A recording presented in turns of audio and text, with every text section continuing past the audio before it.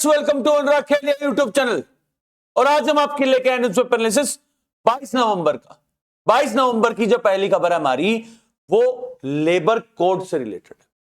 हमारे देश के अंदर में जब हम स्वतंत्र हुए थे, उसके बाद से कई सारी जो लेबर इंडस्ट्रीज है, जिसके अंदर में फिल्म इंडस्ट्री से लेके मैन्युफैक्चरिंग इंडस्ट्री और जिस तरह से अब अलग अलग इंडस्ट्री जो है वो इंडिया के अंदर में आ रही है, जिसके अंदर में एक इंपॉर्टेंट इंडस्ट्री जो है वो गिग और प्लेटफॉर्म इंडस्ट्री, जहां पर ओला उबर से लेके जिस तरह से जोमेटो और स्विगी और अब प्लेटफॉर्म जो आ गए हैं, यहां पर अब हमारी सरकार ने जो एक यूनिफाइड कोड्स जो हैं, जो 2020 के अंदर में लागू हो गए थे, जो पास हो चुके थे कानून, अब उनको लागू करने की बात चल रही है।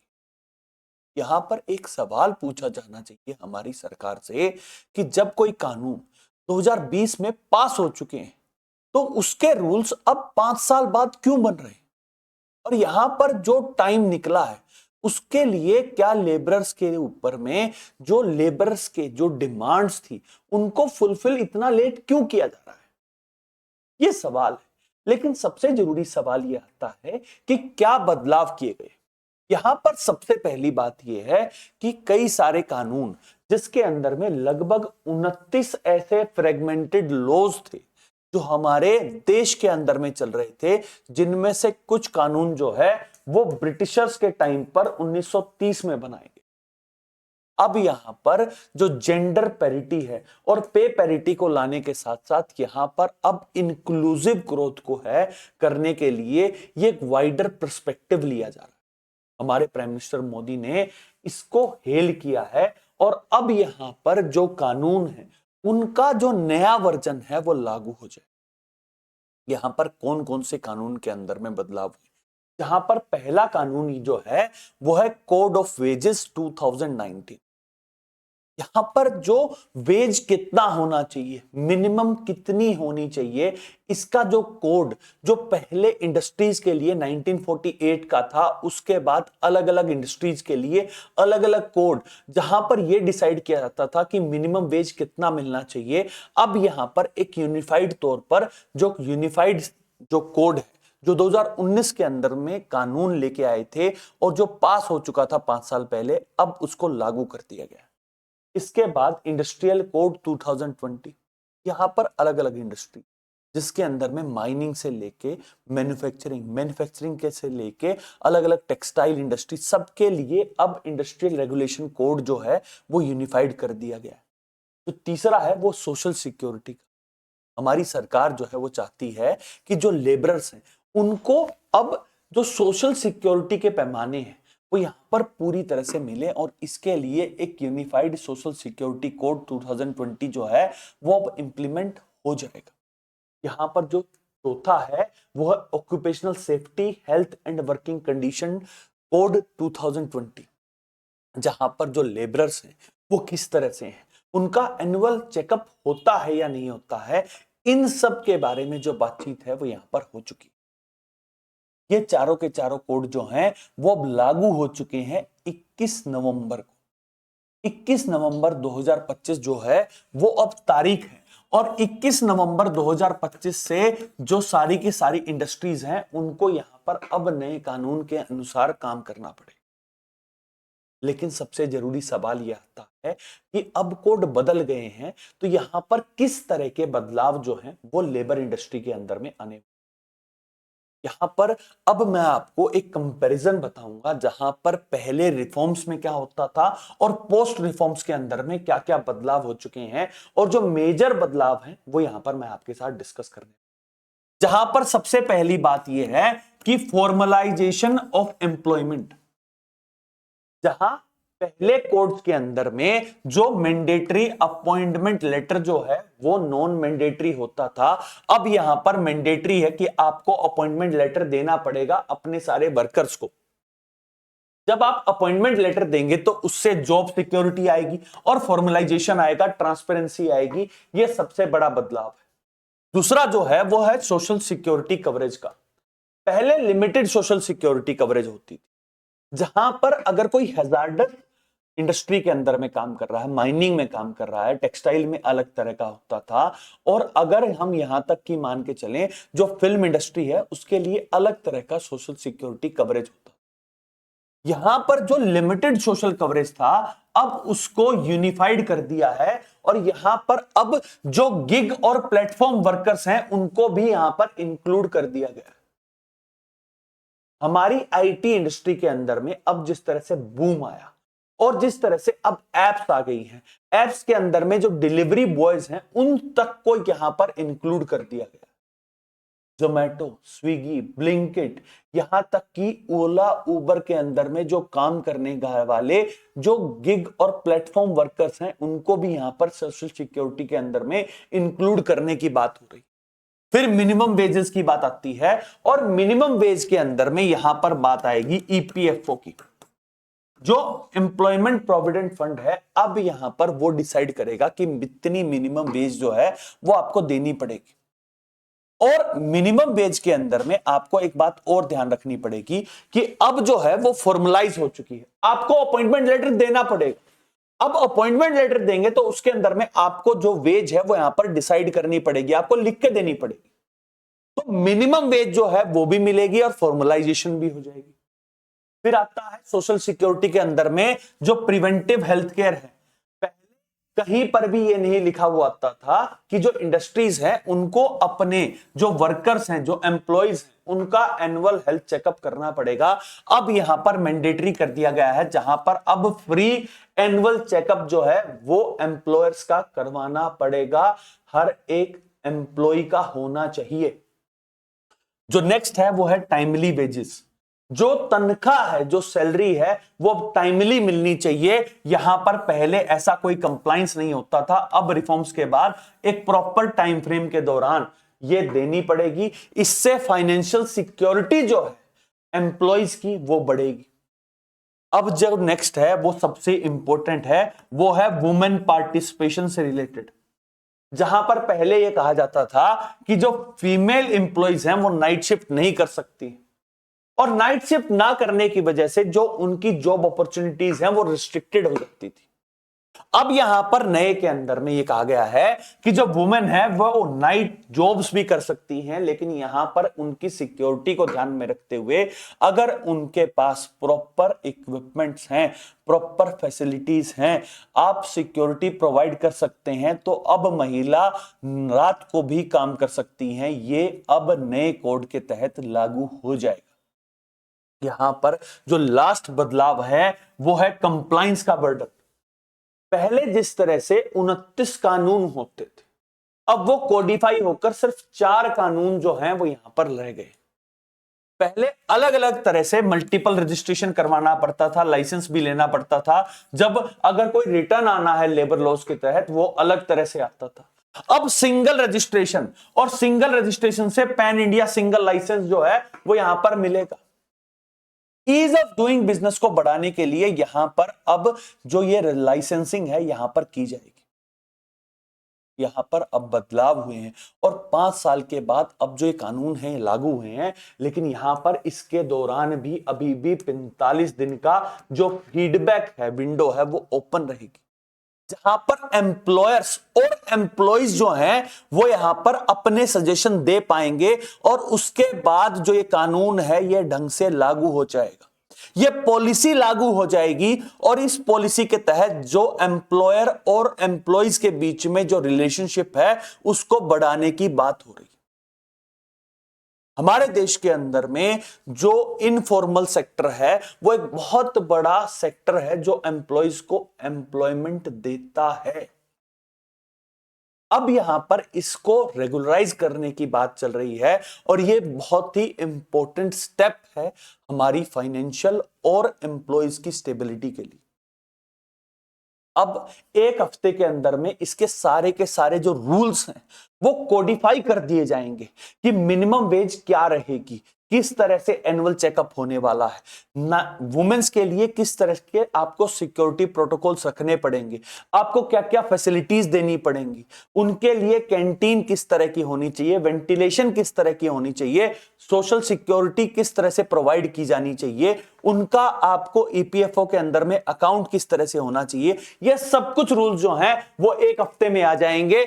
और अगली साल अब जो ये टाइम फ्रेम 2026 के अंदर में ये लागू हो जाएंगे।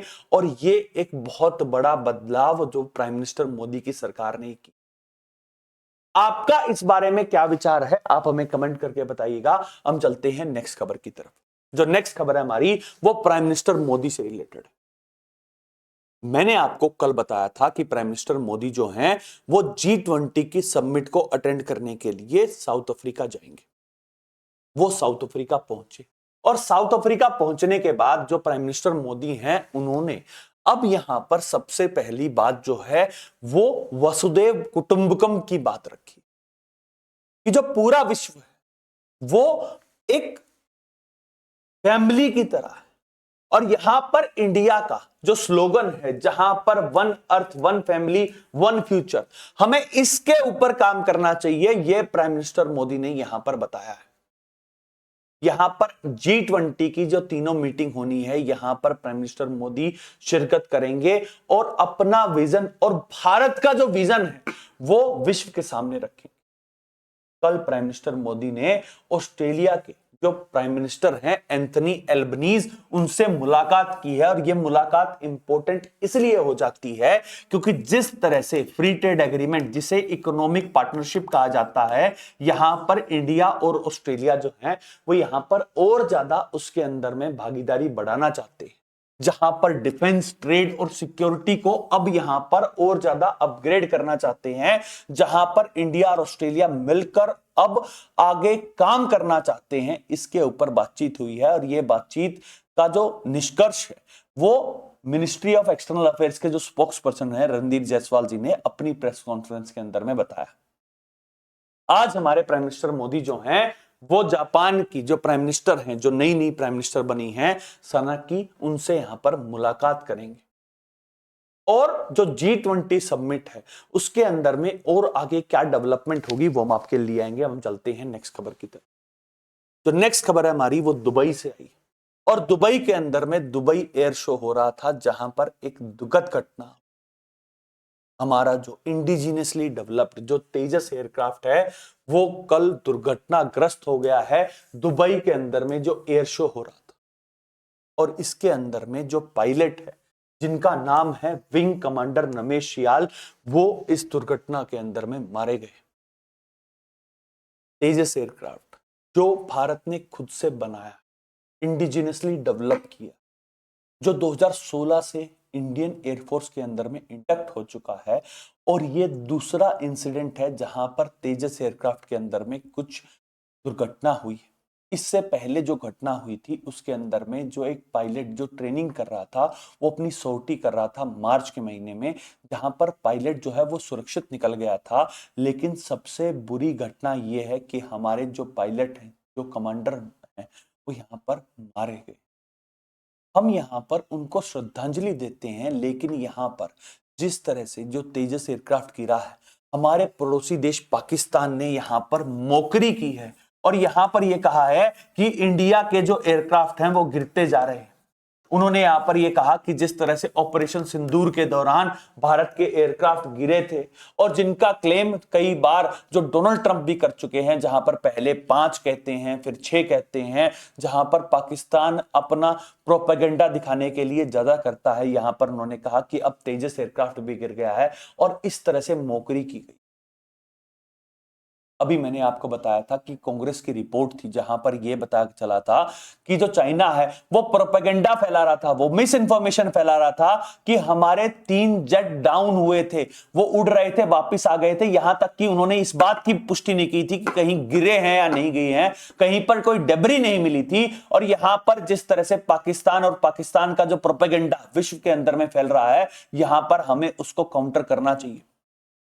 हमारी एयरफोर्स ने यहां पर अपनी जांच शुरू कर दी है और सबसे जरूरी बात यह है कि यहां पर जो पायलट जो मारा गया है, अब यहां पर जांच होगी कि तेजस एयरक्राफ्ट के अंदर में क्या गड़बड़ी हुई थी।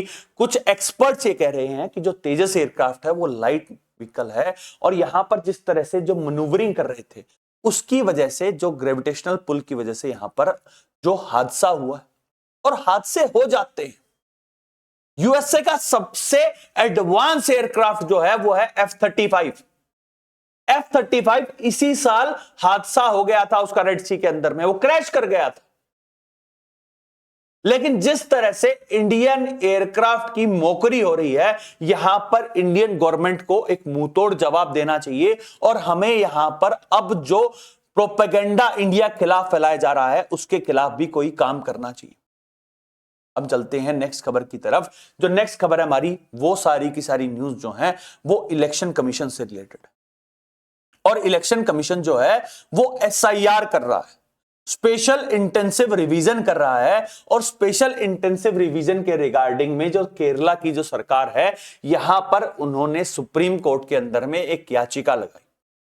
उन्होंने जो याचिका लगाई थी, उन्होंने ये कहा कि केरला के अंदर में जो एसआईआर हो रही है, केरला में अभी लोकल बॉडी के इलेक्शंस होने वाले और लोकल बॉडी के इलेक्शंस के अंदर में जो पंचायती और म्युनिसिपैलिटी के अंदर में जो इलेक्शंस हैं, जो बीएलओज हैं, वो यहां पर अब लोकल बॉडी इलेक्शंस के लिए तैयारी कर रहे हैं। लेकिन जिस तरह से इलेक्शन कमीशन ने अब एसआईआर की प्रक्रिया केरला के अंदर में रखी है, तो यहां पर अब जो केरला ने अपना केस प्रेजेंट किया है सुप्रीम कोर्ट के अंदर में, यहां पर उन्होंने कहा कि शॉर्टेज है स्टाफ की। जो बीएलओज हैं वो लोकल बॉडी इलेक्शंस के लिए यहां पर अभी कार्यरत हैं, तो एसआईआर की प्रक्रिया किस तरह से होगी। और इसके रिगार्डिंग में जो सुप्रीम कोर्ट है उसने यहां पर नोटिस जारी किया है अब इलेक्शन कमीशन को, और 26 नवंबर को इसके ऊपर में सुनवाई होने वाली। इलेक्शन कमीशन ने जो एसआईआर, जो फेज 2 कहा जाता है, क्योंकि जो फेज 1 है वो बिहार के अंदर में हुआ था, फेज 2 के अंदर में लगभग 51 करोड़ जो वोटर्स हैं उनका स्पेशल इंटेंसिव रिवीजन होने वाला है, जिसके अंदर में केरला के अंदर में भी होने वाला है। तो यहां पर अब जो केस है वो प्रेजेंट किया गया है और इसकी अध्यक्षता जो है वो हमारे अब जो होने वाले नए मुख्य न्यायाधीश जस्टिस सूर्यकांत है वो कर रहे हैं, जिसमें 3 जज की बेंच इसकी सुनवाई कर रही है। इससे पहले जो तमिलनाडु की जो डीएमके सरकार है, एमके स्टालिन की सरकार, उन्होंने भी यहां पर पिटीशन लगाई है और उन्होंने कहा है कि एसआईआर नहीं होनी चाहिए। अब यहां पर 26 नवंबर को जो इलेक्शन कमीशन है वो क्या जवाब देगा, ये देखने की बात है। जो नेक्स्ट खबर है हमारी वो एसआईआर से रिलेटेड है, जहां पर कल हमारे होम मिनिस्टर अमित शाह जी जो गुजरात के अंदर में थे, भुज में, जहां पर वो बीएसएफ की 61वें जो राइजिंग डे परेड के अंदर में यहां पर उन्होंने कहा कि जो एसआईआर है वो प्यूरिफिकेशन हो रही है वोटर लिस्ट की और ये एक इंपॉर्टेंट प्रोसेस है। इलेक्शन कमीशन टाइम दर टाइम ये करता रहता है, लास्ट टाइम भी हुई थी और लास्ट टाइम जब हुई थी लगभग 20 साल पहले हुई थी, तो ये प्यूरिफिकेशन होनी चाहिए। और जिस तरह से बिहार के अंदर में अब एसआईआर होने के बाद जो इलेक्शंस हुए हैं, यहां पर अब कोई भी जो एलिगेशन है, जो न्यूनतम एलिगेशन भी लगा सकते हैं कि किसी तरह की वोट चोरी हुई है, डिप्लीकेशन है, वो सब कुछ खारिज की जाती है। तो इसलिए उन्होंने कहा कि ये बहुत इंपॉर्टेंट प्रोसेस है। ये बीजेपी के नेता बोल रहे थे, वहीं पर जो कांग्रेस पार्टी है उन्होंने अब ये कहा है कि 14 नवंबर को वो नई दिल्ली के जो रामलीला मैदान है वहां पर एक रैली करेंगे और जो रैली है उसका नाम होगा वोट चोर गद्दी छोड़, जिसका मतलब आता है vote thief left the throne. यहां पर जिस तरह से जो leader of opposition Rahul Gandhi ji कई बार प्रेस कॉन्फ्रेंस कर चुके हैं और वो वोट चोरी का इल्जाम लगा चुके हैं, जहां पर उन्होंने ये कहा है कि जो इलेक्शन कमीशन है वो बीजेपी की टीम की तरह काम कर रहा है। यहां पर एक और बात हुई है, जहां पर पंजाब के अंदर में 27 लाख सिग्नेचर जो हैं वो लेके आई है कांग्रेस पार्टी और यहां पर अब उनको प्रस्तुत किया जाएगा जो 14 दिसंबर की जो रैली होने वाली है नई दिल्ली के अंदर। अब देखना यह है कि एक तरफ जो इलेक्शन कमीशन का जो एसआईआर हो रहा है वो सुप्रीम कोर्ट के अंदर में जा चुका है, वहीं पर जो कांग्रेस पार्टी है वो इलेक्शन कमीशन के खिलाफ यहां पर अब अपना कैंपेन कर रही है और जो बीजेपी और जो सरकार है वो इलेक्शन कमीशन को यहां पर सपोर्ट कर रही है। आगे क्या डेवलपमेंट होगी वो हम आपके लिए आएंगे। हम चलते हैं नेक्स्ट खबर की तरफ। जो नेक्स्ट खबर है हमारी वो बिहार से आई। बिहार के अंदर में कल मैंने आपको बताया था कि 26 जो कैबिनेट मिनिस्टर्स हैं और चीफ मिनिस्टर नीतीश कुमार जी ने यहां पर शपथ ली थी। शपथ लेने के बाद अब नीतीश कुमार जी ने जो मंत्री चुने गए थे यहां पर उनको पोर्टफोलियो जो है वो यहां पर दे दिया गया। यहां पर एक बड़ा बदलाव हुआ है। नीतीश कुमार जी जो चीफ मिनिस्टर बने थे 2005 के अंदर, उसके बाद से जो होम मिनिस्ट्री, जो गृह मंत्रालय वो अपने पास रखते थे, अब जो होम मिनिस्ट्री है वो बीजेपी को ट्रांसफर कर दी गई। जो डिप्टी चीफ मिनिस्टर सम्राट चौधरी हैं उनको अब होम मिनिस्ट्री दी गई है। वहीं पर जो इंपॉर्टेंट पोर्टफोलियोज हैं वो अब बीजेपी को दे दिए गए। पहले तो बीजेपी के 14 मिनिस्टर बनाए गए हैं जिसके अंदर में important health ministry, agriculture, land revenue, mines, industry, road construction, urban development, backward and extreme class का जो मिनिस्ट्री है वो अब बीजेपी को मिली है। तो यहां पर अब जिस तरह से बीजेपी जो पहली सबसे बड़ी पार्टी निकल कर आई है, अब उसको इंपॉर्टेंट पोर्टफोलियो दिए हैं नीतीश कुमार जी ने।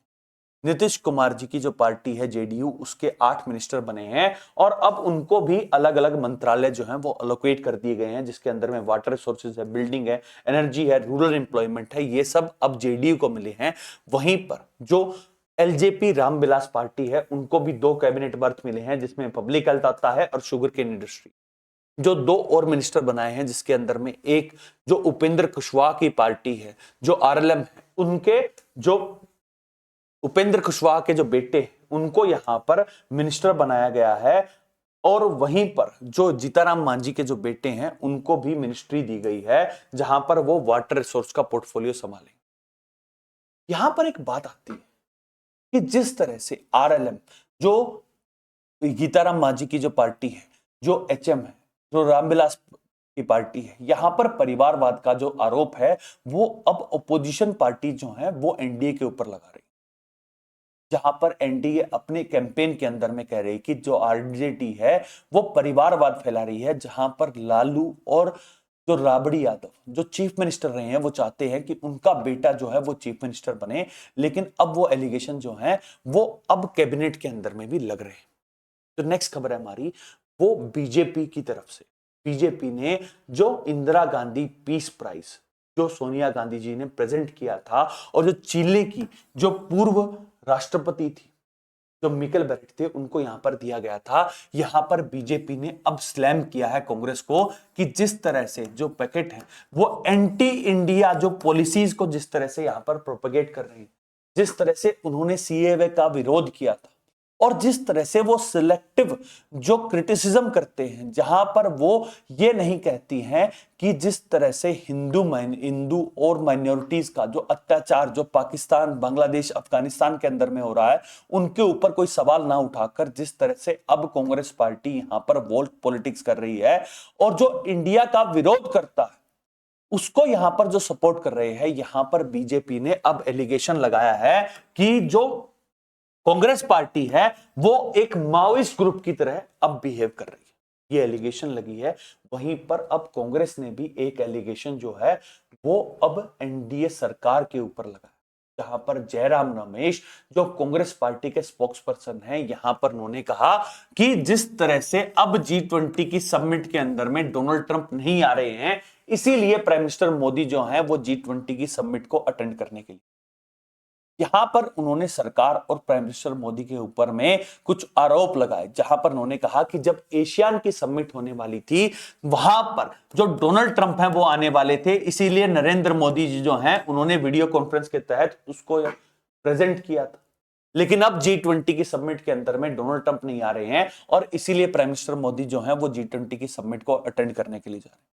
यहां पर उन्होंने यह भी कहा कि जिस तरह से डोनाल्ड ट्रंप लगभग 61 बार यह बात कह चुके हैं कि इंडिया पाकिस्तान के बीच में जो सीज फायर हुआ है वो उन्होंने करवाया है, यहां पर इसका काउंटर जो है वो अब तक सरकार ने नहीं दिया है। यह भी जो आरोप है वो कांग्रेस पार्टी ने अब प्राइम मिनिस्टर मोदी और उनकी सरकार के ऊपर लगाया। आपका इन दोनों आरोपों से रिलेटेड क्या आपका रुझान है, आप हमें कमेंट करके बताइएगा। हम चलते हैं नेक्स्ट खबर की तरफ। जो नेक्स्ट खबर है हमारी वो दिल्ली दंगों से रिलेटेड है। दिल्ली दंगों के अंदर में जो दिल्ली पुलिस है उसने सुप्रीम कोर्ट के अंदर में यहां पर अब अपना जवाब दिया। यहां पर एडिशनल सॉलिसिटर जनरल जो एसवी राजू है, यहां पर उन्होंने कहा कि जो सीएए का प्रोटेस्ट था वो कुछ उसी तरह से किया जा रहा था जो हमने देखा बांग्लादेश के अंदर में और नेपाल के अंदर में। नेपाल में जिस तरह से जनजी प्रोटेस्ट हुआ, केपी शर्मा ओली की सरकार को हटा दिया गया है, और बांग्लादेश के अंदर में जिस तरह से स्टूडेंट प्रोटेस्ट किया गया और शेख हसीना जो एक इलेक्टेड प्राइम मिनिस्टर थी उनको हटाया गया है, यहां पर जो सीए का जो प्रोटेस्ट किया गया था और दिल्ली के अंदर में जो दंगे हुए थे जिस समय पर डोनाल्ड ट्रंप इंडिया में थे, यहां पर ये इसी तरह से किया जाना था ताकि, और यहां पर जो 9 आरोपी हैं जो इस समय पर जेल के अंदर में है, यहां पर जो सॉलिसिटर जनरल है उन्होंने कहा कि वो उनकी वजह से जो प्रोसिक्यूशन है वो यहां पर नहीं हो पा रहा है। यहां पर जो दिल्ली पुलिस है उन्होंने जो आरोपी हैं उनके ऊपर ही आरोप लगाया है कि वो हमारे साथ अब कोऑपरेट नहीं कर रहे हैं और इसीलिए ये जो डिले है वो हो रहा है। केस प्रेजेंटेड है और यहां पर जो 9 के 9 आरोपी हैं जिसके अंदर में उमर खालिद समेत ईमान है, और ये सब जो आरोपी हैं ये सारे के सारे यहां पर दोषी हैं और इनकी बेल जो है वो यहां पर नहीं होनी चाहिए। अब देखना यह होगा कि सुप्रीम कोर्ट यहां पर क्या फैसला देती।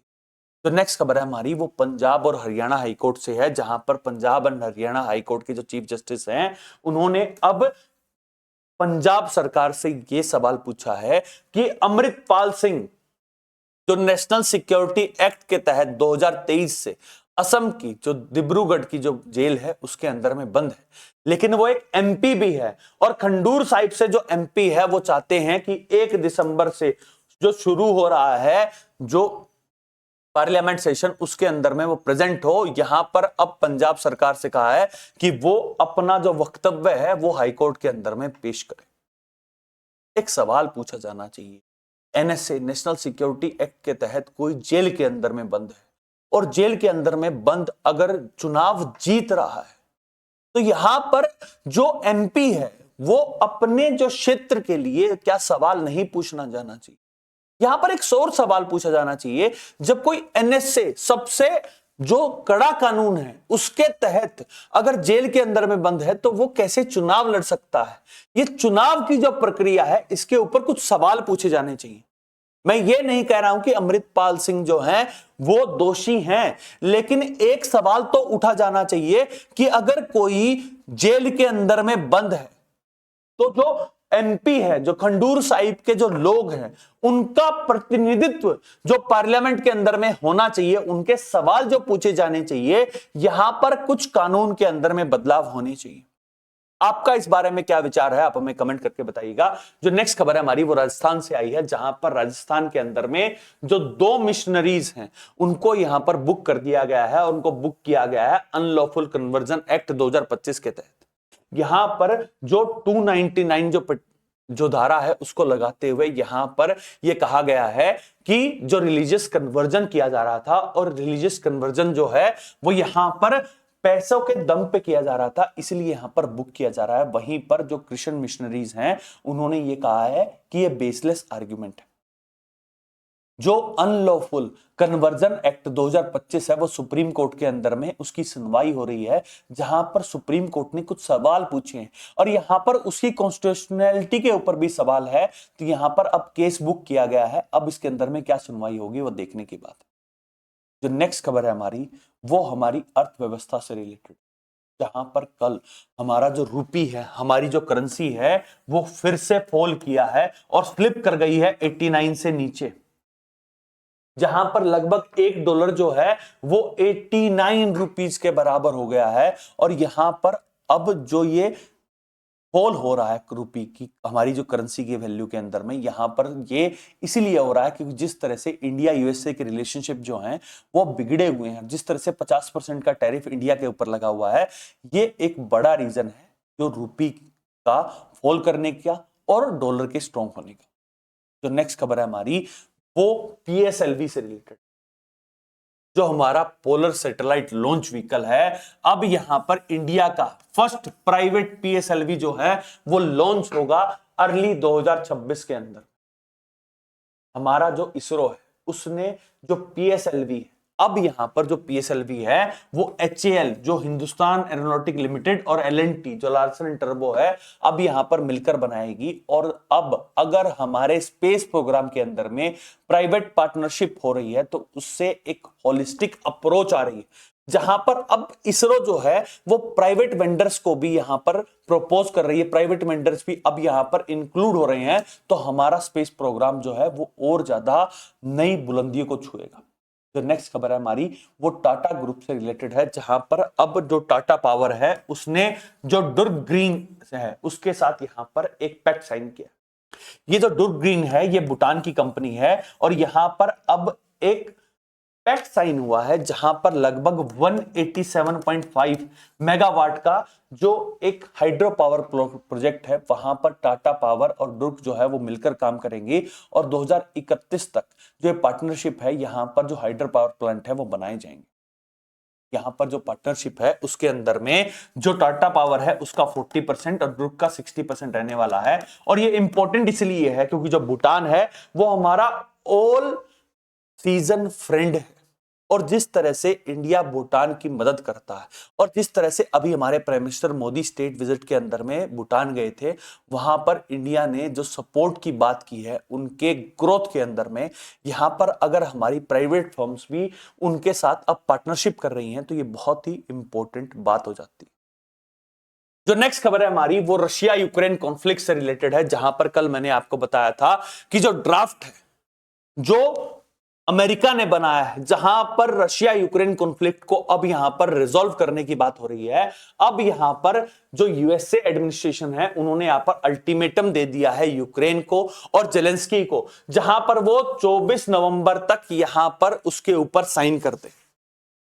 इस ड्राफ्ट के तहत यह कहा जा रहा है कि जो 4 रीजन जो डोनेट्स्क का रीजन है उन सब के ऊपर में जो यूक्रेन है अपना क्लेम छोड़ देगा, अपनी जो आर्मी है उसको घटा देगा, रशिया के साथ अब पार्टनरशिप रखेगा और इस तरह के जो क्लेम्स हैं वो इस ड्राफ्ट के अंदर में रखे गए हैं। और अब यूएसए ने यहां पर अब अल्टीमेटम दे दिया है कि 27 नवंबर तक या तो जेलेंस्की जो है वो यहां पर इसको साइन कर दें और अगर साइन नहीं करेंगे तो यूएसए अपना जो असिस्टेंस है वो प्रोवाइड करना बंद कर देगा। तो अब यह लग रहा है कि जिस तरह से यूएसए ने यहां पर अल्टीमेटम दिया है, जो 28 पॉइंट की जो डील है, अब क्या जेलेंस्की इसको साइन करेंगे और अगर साइन कर देते हैं तो क्या 27 नवंबर को रशिया यूक्रेन कॉन्फ्लिक्ट जो है उसके बाद अब खत्म हो जाएगा। जो नेक्स्ट खबर है हमारी वो इजराइल से रिलेटेड है, जहां पर इजराइल से रिलेटेड 2 खबरें आई। जहां पर पहली खबर जो है वो इजराइल ने हमास मिलिटेंट्स जो हैं जो लेबनान के अंदर में थे उनको 13 को मार गिराया है। ये क्लेम जो है वो इजरायली डिफेंस फोर्सेस का है। लेबनान जो इजराइल के नॉर्थ के अंदर में एक कंट्री है, हमास जो है वो गाजा के अंदर में काम करता था। अगर गाजा के जो हमास ग्रुप है वो लेबनान के अंदर में पहुंचा है तो ये एक चिंता का विषय है। वहीं पर जो दूसरी चिंता का विषय है वो ये है कि फिलिस्तीन के जो 2 रीजन है, एक तरफ गाजा है जहां पर अब 20 पॉइंट प्लान चल रहा है, वहीं पर जो वेस्ट बैंक है वहां पर भी इजरायली फोर्सेस ने जो 2-3 जो फिलिस्तीनी थे उनको यहां पर मार गिरा है। अब देखना यह है कि जिस तरह से इजराइल अब फिलिस्तीन की टेरिटरी को ऑक्युपाई कर रहा है और फिलिस्तीन राष्ट्र की जो डिमांड है उसको यहां पर अब नलीफाई कर रहा है, तो क्या इसकी वजह से जो अरब नेशन है वहां पर कोई मेजर कॉन्फ्लिक्ट हो सकती है? ये देखने की बात है और ये समय ही बताएगा। और जब भी इससे रिलेटेड कोई भी डेवलपमेंट होगी वो हम आपके लिए आएंगे। हम चलते हैं नेक्स्ट खबर की तरफ। जो नेक्स्ट खबर है हमारी वो हमारे पड़ोसी देश नेपाल से है, जहां पर केपी शर्मा ओली की जो पार्टी है जिसका नाम है जो communist party of Nepal unified Marxist और लेनिस्ट जो है, अब यहां पर उन्होंने कहा है कि वो अपनी एक नई सिक्योरिटी यूनिट बनाएंगे, जहां पर अब नेपाल ने यह कहा है कि मार्च के अंदर में इलेक्शंस होने वाले हैं और इस बार के इलेक्शंस के अंदर में जो नेपाल की जो आर्मी है वो यहां पर डिप्लॉय की जाएगी ताकि जो इलेक्शन की प्रोसेस है वो सही ढंग से हो सके। तो नेक्स्ट खबर है हमारी वो बांग्लादेश से आई है, जहां पर बांग्लादेश के अंदर में कल 5.5 रिक्टर हेक्टेयर का एक भूकंप जो है वो हुआ, जिसके अंदर में 8 लोग जो है वो मारे गए। जो लास्ट खबर है हमारी वो ताइवान से आई, जहां पर ताइवान की जो एडमिनिस्ट्रेशन है उन्होंने यहां पर अब नई क्राइसिस गाइडलाइंस जो है वो प्रिपेयर की हैं और यहां पर उन्होंने कहा है कि जो चाइना है वो अटैक कर सकता है और इसके लिए जो उन्होंने ऑरेंज बुक है वो पूरे ताइवान के अंदर में हर घरों के अंदर में भेज दी गई है कि अगर चाइना अटैक करता है तो आपको किस तरह से काम करना चाहिए। यहां पर कुछ एक्सपर्ट्स ने इस बात को कंडेम किया है, लेकिन जिस तरह से अब जो ताइवान है वो अपनी तैयारी कर रहा है और ताइवान की जो पॉपुलेशन है उसको यहां पर अब बताया जा रहा है कि अगर चाइना अटैक करेगा तो आपको क्या प्रोसेस फॉलो करना है। तो यहां पर जो साउथ चाइना सी है वहां पर ताइवान के ऊपर में शायद चाइना अटैक कर सकता है और उसकी वजह से एक मेजर ग्लोबल कॉन्फ्लिक्ट जो है वो स्टार्ट हो सकती है। That's all for today. Thank you very much and please subscribe to Anurag Kheliya YouTube channel. Thank you.